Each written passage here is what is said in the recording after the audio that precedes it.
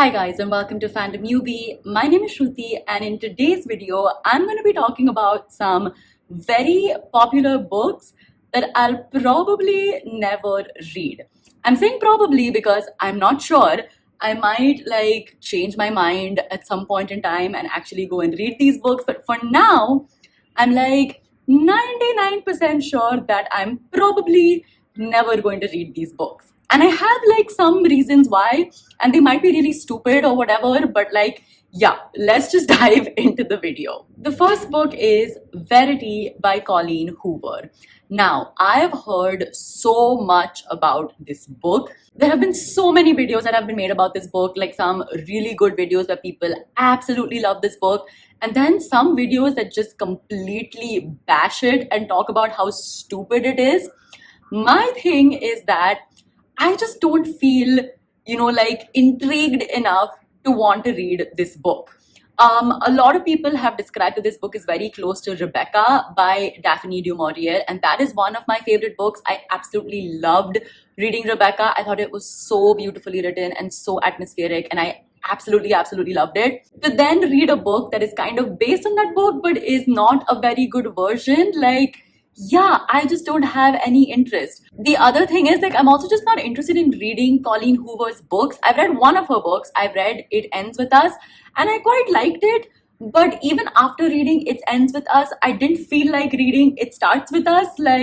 I'm just not interested in her writing. I'm not interested in her stories, her characters, and yeah, I feel like the online discourse about Verity is also what's keeping me sort of away from this book. Next up is Norwegian Wood by Haruki Murakami. Now, this, okay, so I've again read one book by Haruki Murakami, which is Men Without Women. So it's his collection of short stories. And I liked his writing, but the thing that really bothered me about Haruki Murakami's writing, even in that book, was the way he describes women as just like sex objects. The women in his stories are so objectified, and I did not like the way he described them. And I have heard that is also there in this book. It's there in all of his books. And that just, it doesn't sit right with me. I don't have a fun time when I read about women being objectified, especially their bodies. And yeah, that doesn't sit well with me. And because of that, I'm really wary of reading a Murakami book. And I know this is a masterpiece. I know that a lot of people love this book and a lot of people just have spoken such good things about it. But I'm just really wary of Murakami's writing, and I don't want to read a book where I just feel angry because of the way certain characters are portrayed.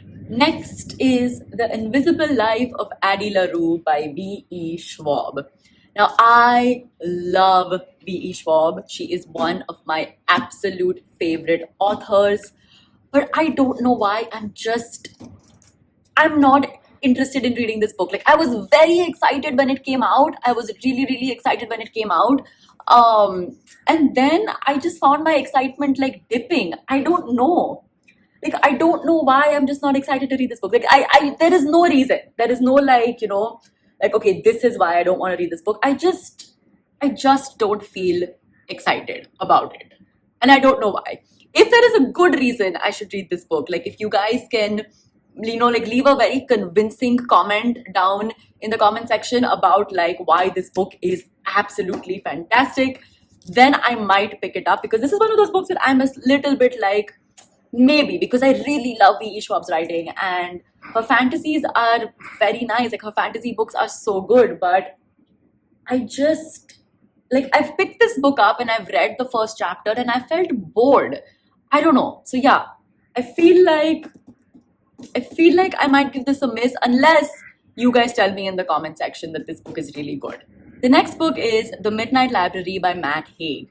Now, at one point, I was really excited to read this book, but as I kept watching and reading reviews of this book, what I soon understood was that while this book was a fantasy, fiction book, at the heart of it, it is essentially a self-help book.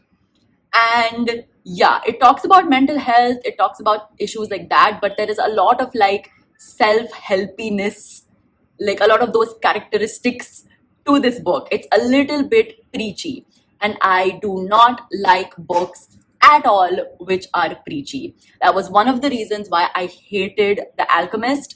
Like, I did not like The Alchemist at all because of its preachy tone. I feel like books that are actually like self-help and preachy, but with like a fictional uh sort of covering, like a fictional wrapping paper around it, I do not like books like that. And when I realized that the Midnight Library is kind of like that, I decided to stay away from it because, yeah, I don't like preachy books. I just don't.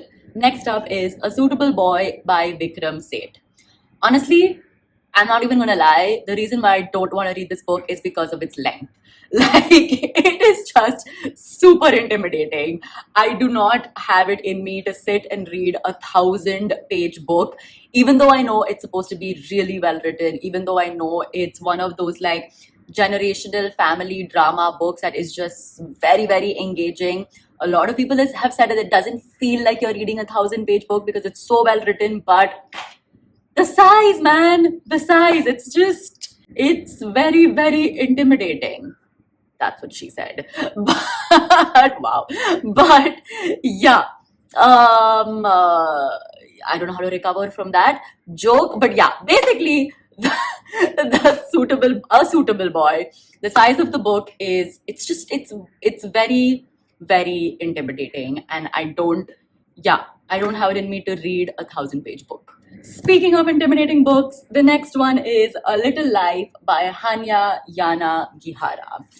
I have had such like conflicting feelings about this book. There are times when I want to read it. There are times where like I'm just like no, I don't want to read it. I just feel like I don't know if I will ever be emotionally ready to deal with this book, just because of all the reaction videos I've seen, just because of everything that I've heard online. Like, I'm scared of this book. I'm scared of how this book will absolutely destroy me. And I'm scared that it will put me into a reading slump because I'll just be like emotionally destroyed. I'm just scared. I'm terrified of this book. This book is very, very scary. Like, I don't know what to do. There are times when I do feel like reading it, just because I feel a little bit of FOMO. Like, I want to be a part of that bookish community, the part that has read this book and like knows what it's about. Like, I feel that FOMO, but also I'm terrified of this book. So next up is the entire A Court of Thorns and Roses series by Sarah J. Maas. Yeah, basically, unless it is very, very highly recommended, or it's by an author who I love, like Sabaa Tahir or V.E. Schwab, like, I don't have any interest in reading like a young adult fantasy series. I prefer fantasy series where the characters are new adults, so at least 20 years and above. Yeah, so when they're like teenagers and they're just like hormonal, horny teenagers, yeah, I don't enjoy those books. I read, what was it? The Dragon book. What was it called? The one before Iron Flame. For some reason I remember the sequels. Fourth Wing. Yes, I read Fourth Wing, which was kind of like, I guess, young adult, new adult, whatever, but it had again a bunch of like horny, hormonal teenagers in it, and I didn't enjoy it. And I feel like Akatar is all about that. I don't know if the world building and stuff is good in this like series, but I just know that it's very steamy and spicy and like romance filled. And yeah, I have no interest in reading such books anymore. Next up is Red, White, and Royal Blue by Casey McQuiston, something like that. Honestly, I don't have a good enough reason about why I don't feel like reading this book, but I just don't. I read Heartstopper and I absolutely loved it. And a lot of people told me that if you like Heartstopper, then you'll really like Red, White, and Royal Blue because it has the same really like heartwarming, cozy, warm sort of feel. But I don't know. I don't know why I don't feel like reading this. Like, yeah, like I honestly, I have no reason. It's just, it's not a book that like calls out to me, or a book that's like, that I just like, I have to read. Like, it's not. So I don't have a reason for it. Again, if you can describe the book in a really, really like engaging way down in the comment section, maybe I'll read it. Maybe I will. The next one is A Man Called Ova by Frederick Backman. Now, the thing about this book is that Frederick Backman's writing is really good, but he also has a tendency of being just a little bit cheesy, I feel. Anxious People was also like that. It was very, very like heartwarming, cozy, but also like a little bit cheesy. And I feel, I could be wrong, I feel like A Man Called Ova is sad and cheesy. I don't know if it's like sad and heartwarming or sad and cheesy. I don't know why the feeling that this book gives me is that it is sad and cheesy. And because of that, I don't feel like reading it. Like, I don't want to read a cheesy, sad book that's just like, like a book that's a little bit like manipulative, where it knows exactly what heartstrings to pull on so that like you cry and like, you give an emotion. I don't know why, but like A Man Called Ova feels like that to me. Could be completely wrong. But yeah, that's why I'm staying away from this book. And lastly, we have Wuthering Heights by Emily Bronte. Now, the thing about this book is that I feel like it's been referenced in so many books. I feel like it's been talked about by so many people. It's been talked about in so many movies, in pop culture.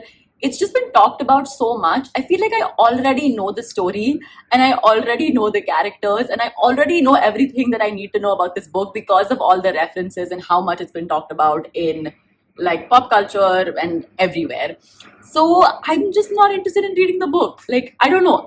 Of course, there will be more to learn in the book. That's not been talked about in like random shows and whatever. Of course, there'll be a lot more depth to the book, but like, because I already feel like I know so much about it, I'm not interested in diving into a classic book um, to read and get more depth. So yeah, that was my video for today. I hope you guys enjoyed it. I know I have some like very ridiculous reasons for not wanting to read these books, but hey, like, I'm human and these are my reasons. Like I said, if you guys have very good arguments about why I should read these books, then leave them down in the comments, because for some of them, I feel like I might change my mind in the future. Who knows? But yeah, that was my video for today. If you guys liked it, give this video a big fat thumbs up. And of course, do subscribe to my channel for more book related videos. I'll see you guys next time. Bye.